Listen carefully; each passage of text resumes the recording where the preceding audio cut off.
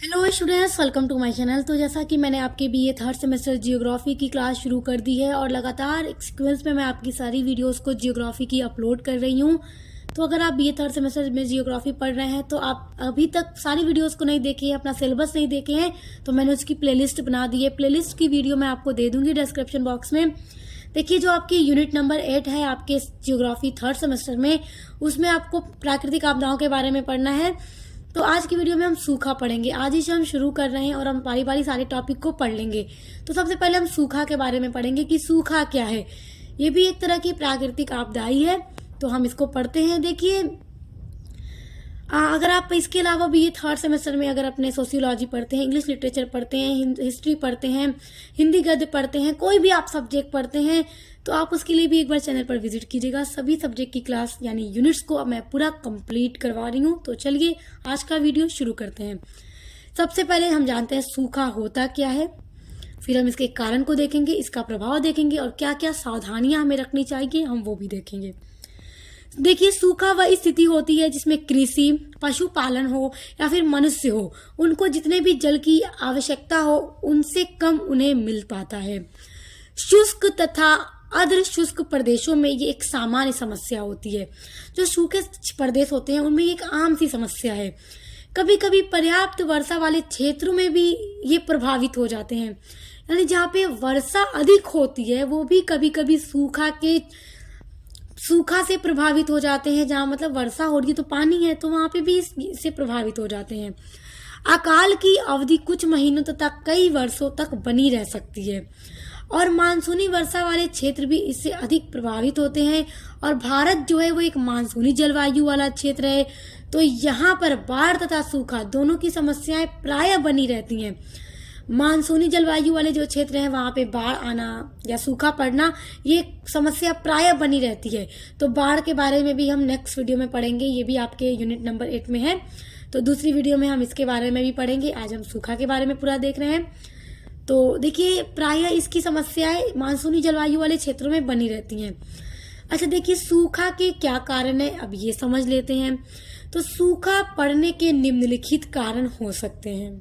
देखिए, पहला कारण है वर्षा की कमी से पेयजल की कमी हो जाती है, यानी जो पीने योग्य जल है उसकी भी कमी हो जाती है और फसलों को भी बहुत नुकसान पहुंचता है।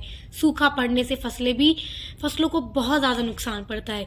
और दूसरा कारण है सूखा का कि अत्यधिक चराई और जंगलों के कटाव से वर्षा में कमी हो जाना स्वाभाविक होता है। बहुत से ज्यादा पशुओं की चराई की जाएगी और जंगलों को काटा जाएगा, वृक्षों का कटाव होगा, तो उससे भी वर्षा में कमी होना एक आम बात है।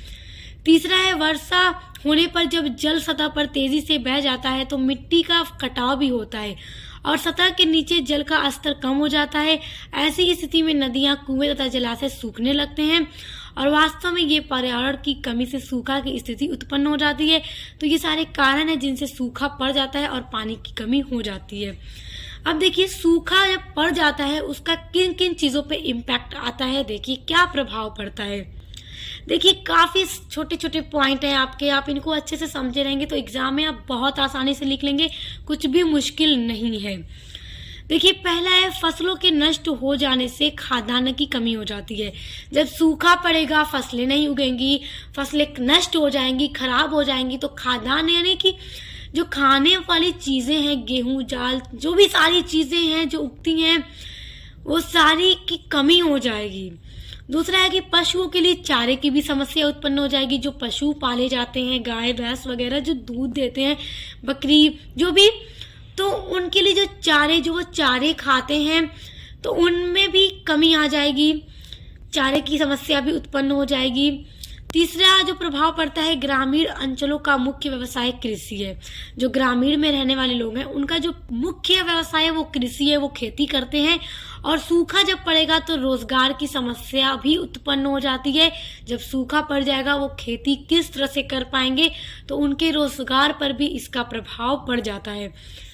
चौथा है कि कृषि आधारित उद्योगों पर गहरा प्रभाव पड़ता है, जैसे कच्चे माल की समस्या हो जाती है।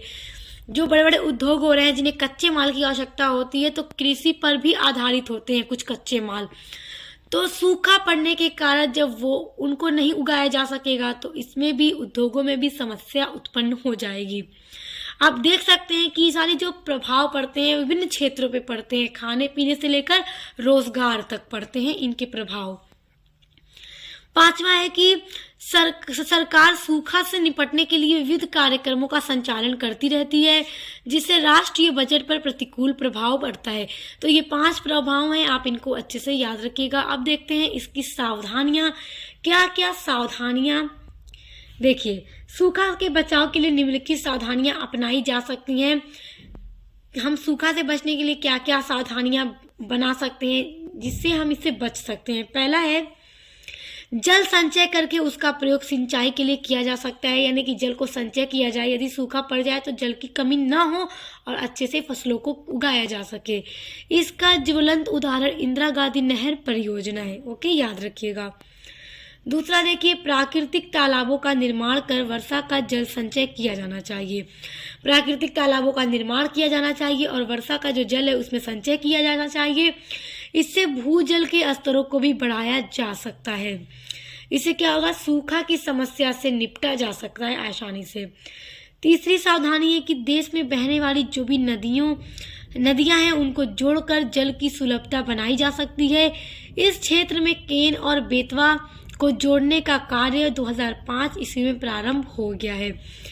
अब चौथा जो सावधानी है वो है, सूखा से निपटने के लिए विभिन्न योजनाओं का निर्माण किया जाना चाहिए, जिससे खाद्यान्न आपूर्ति की जा सके, यानी कि जो खाद्यान्न है उसमें कमी ना आए, क्योंकि सूखा पड़ने से फसलें नष्ट हो जाती हैं, खराब हो जाती हैं, फसलें नहीं उग पाती हैं, तो खाद्यान्न में कमी हो जाती है। तो एक ऐसा उपाय किया जाए, ऐसी योजना बनाई जाए कि खाने पीने की वस्तुओं में कमी ना आए, उसकी पूर्ति को पूरा किया जा सके तथा लोगों को रोजगार उपलब्ध कराया जा सके, क्योंकि जो भी कृषि पर डिपेंड रहने वाले लोग हैं ग्रामीण क्षेत्रों के, उनके रोजगार पर भी बुरा प्रभाव पड़ता है, तो उनको अच्छे से रोजगार उपलब्ध कराया जा सके।